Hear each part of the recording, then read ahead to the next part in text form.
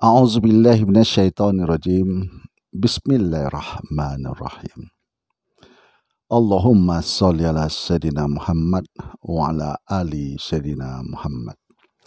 A'udzubillahi minasyaitonirrajim. Bismillahirrahmanirrahim.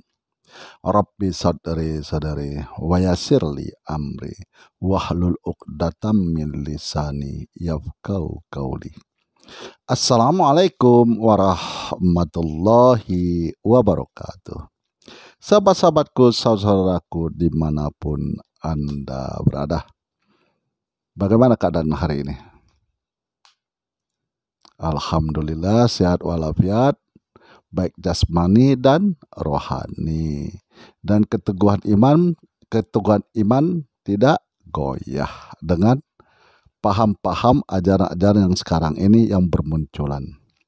Nah, hari ini, di siang hari ini setelah habis sholat zuhur, saya ingin mengajak saudaraku merenungkan dan memikirkan, di manakah Allah? Selagi saya katakan, di manakah Allah? Nah, dalam hal ini terjadi perdebatan antara Aswajah dan Wahabi. Jadi perdebatan antara Ahlus Sunnah wal Jamaah sama dengan Wahbid'ah. Nah, jadi penceramah-penceramah dari paham Wahabi mengatakan Allah itu berada di arsy Allah, berada di langit. Dengan alasan bahwa ketika manusia setelah sholat atau ingin berdoa, maka mengangkat kedua tangannya. Menandakan Allah itu ada di langit.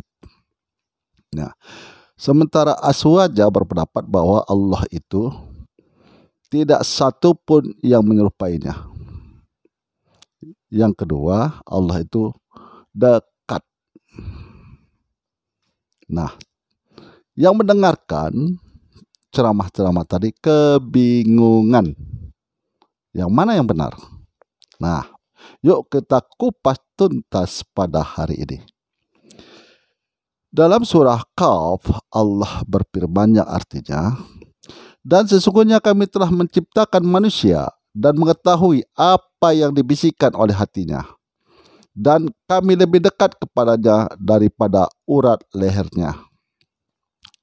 Di dalam surat Al-Waqiah, maka yang artinya Allah berfirman yang artinya, maka mengapa ketika nyawa sampai di kerongkongan, padahal ketika itu kamu melihat, dan kami lebih dekat kepadanya daripada kamu, tetapi kamu tidak melihat.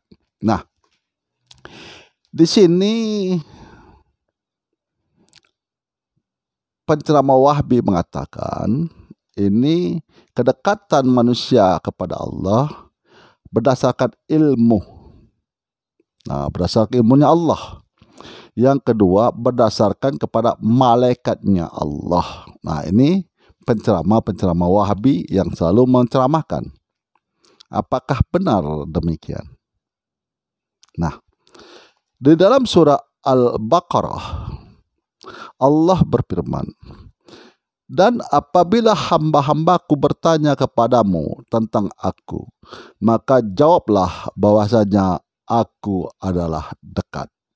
Nah, kalau kita bertanya kepada ustadz, kepada para penceramah, maka jawabannya Allah itu dekat.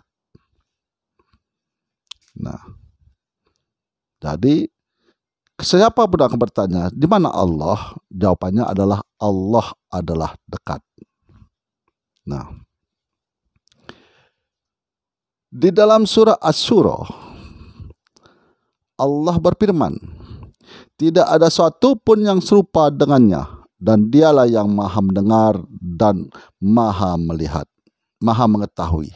Nah, jadi dalam surah Asy-Syura, Allah berfirman, tidak ada suatu pun yang serupa dengan dia, dan dialah yang maha mendengar dan mengetahui. Nah, ini Aswajah menjawab. Jadi tidak ada serupa apapun. Jadi kalau Allah itu berada di arsy, berarti Allah itu membutuhkan tempat. Apabila membutuhkan tempat, tentu membutuhkan waktu. Nah, pertanyaannya, apabila ars itu belum Allah ciptakan, di mana Allah? Sementara ars itu adalah ciptaan Allah. Nah, sebelum Allah menciptakan ars, di mana Allah? Nah, coba tuh penceramah Wahabi Salafi yang mengaku Wahabi Salafi tadi menjelaskan, sebelum diciptanya ars, di mana Allah? Nah, yuk kita kaji di dalam surah Al-Baqarah. Dan apabila hamba-hambaku bertanya kepadamu tentang aku, maka jawablah bahwasanya aku adalah dekat. Yuk kita kaji surah ini. Kita kembali kepada penciptaan Nabi kita, nenek moyang kita, Nabi Adam alaihissalam. Nah, ketika Allah dan malaikat yang masih ada, Allah berkata kepada malaikat bahwa dia ingin menciptakan khalifah di muka bumi ini. Hal ini diprotes oleh malaikat karena manusia itu akan membuat kerusakan di muka bumi dan melakukan pertumpahan darah. Allah menjawab bahwa Allah Maha mengetahui. Nah, setelah Nabi Adam diciptakan, maka ada dua makhluk ciptaan Allah. Yang satu malaikat, yang satu manusia. Karena malaikat ini tadi protes kepada Allah bahwa manusia itu akan melakukan kerusakan di muka bumi dan menumpahkan darah, maka Allah ajarkan kepada Nabi Adam nama-nama semua benda ciptaannya tanpa diketahui malaikat. Nah, setelah Adam mengetahui nama-nama apapun yang diciptakan Allah, maka Allah bertanya kepada malaikat, wahai malaikatku, sebutkanlah apa nama benda ini. Maka tak satu pun malaikat yang bisa menjawab. Nah, akhirnya Allah bertanya kepada Adam, wahai Adam, jelaskan kepadanya. Maka Adam menjelaskan nama-nama benda tersebut. Nah, disitulah Allah memerintahkan malaikat untuk sujud kepada Adam, kecuali iblis. Karena iblis sombong, karena dia terbuat dari api, sementara Adam terbuat dari tanah. Sehingga iblis terusir dan menimbulkan dendam di dalam dirinya untuk menyesatkan semua manusia, Bani Adam yang ada di muka bumi ini. Nah, di mana kata Wahabi Salafi pahamnya mengatakan kedekatan Allah itu berdasarkan ilmunya. Yang kedua, berdasarkan malaikatnya. Sementara di asal mula kejadian, adanya Allah, malaikat, dan Nabi Adam, Allah ajarkan ilmu kepada Adam. Sehingga Adam naik derajatnya daripada malaikat. Ada rahasia yang Allah sampaikan kepada Nabi Adam yang malaikat tidak mengetahui. Terbukti bahwa dalam surah Al-Baqarah itu mengatakan,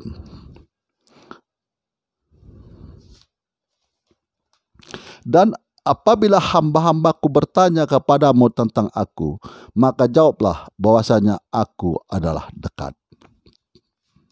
Terbukti dan bisa dibuktikan betapa kedekatan Adam bersama Allah. Di mana berdasarkan ilmunya? Di mana berdasarkan malaikatnya? Jadi Allah itu adalah dekat. Yang kedua, Allah tidak serupa dengan apapun. Allah tidak serupa dengan apapun. Artinya Allah tidak membutuhkan tempat dan waktu. Nah, begitulah sahabat-sahabatku dimanapun Anda berada. Jadi kalau ada yang bertanya di manakah Allah, berdasarkan surah Al-Baqarah, Allah sudah menyatakan bahwa Dia adalah dekat. Nah, jadi penceramah-penceramah Wahabi Salafi ini, jadi saya teringat cerita Sufi.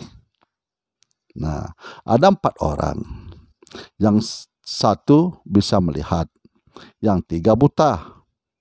Jadi yang 3 buta ini hanya mengetahui nama-nama hewan yang ada di sekitar dia. Ayam, kerbau, sapi, kambing, ular, pohon yang ada dekat dia. Nah, sementara gajah dia belum pernah melihat. Sehingga dia bertanya kepada yang melihat tadi, tolonglah antar kami kepada gajah, kami ingin tahu gajah itu bagaimana. Baiklah, kata yang melihat ini. Maka diantarkanlah yang ketiga ini untuk melihat gajah. Yang satu memegang ekor gajah, yang satu memegang kuping gajah, yang satu memegang kaki gajah. Jadi orang pertama yang memegang ekor gajah itu ngasih tahu sama kawannya bahwa gajah itu seperti ular, kurus dan panjang. Jadi orang kedua membantah, kamu bid'ah kamu tuh bid'ah. Gajah itu seperti pohon, panjang dan besar. Jadi orang ketiga pun membantah lagi yang kedua, kalian berdua ini adalah bid'ah, kalian ini salah, bid'ah kalian ini. Gajah itu adalah seperti payung lebar. Jadi akhirnya bertengkar yang tiga ini. Adu jotos mereka. Yang melihat senyum-senyum saja. Nah, semoga video saya selalu membawa manfaat bagi kehidupan saudaraku, sahabat-sahabatku dimanapun Anda berada, untuk menguatkan iman hakul yakin kepada Allah dan menguatkan iman hakul yakin atas ajaran Nabi Muhammad, Nabi kita, Nabi Muhammad SAW berserta para sahabat-sahabatnya. Dan andai kata ada yang sakit, yang dirawat di rumah sakit maupun yang dirawat di rumah, saya tetap mendoakan supaya lekas sembuh, Allah angkat penyakitnya dan beraktivitas sebagaimana biasanya. Akhirul kalam, saya akhiri dengan Assalamualaikum warahmatullahi wabarakatuh.